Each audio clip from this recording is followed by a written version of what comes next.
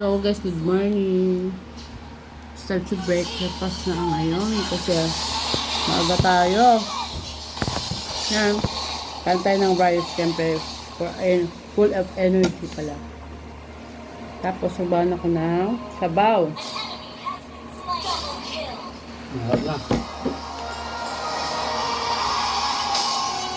Hinawa ko yung sabaw kasi ininit ko kanina umaga.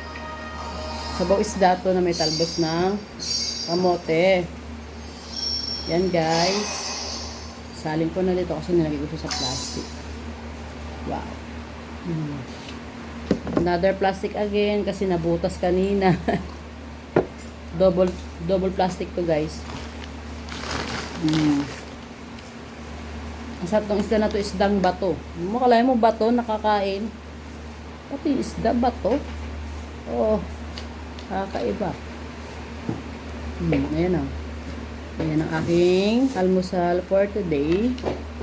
Meron tayong rice and then yung aking sabaw na isda. Tsaka aking isang pitchen na kape.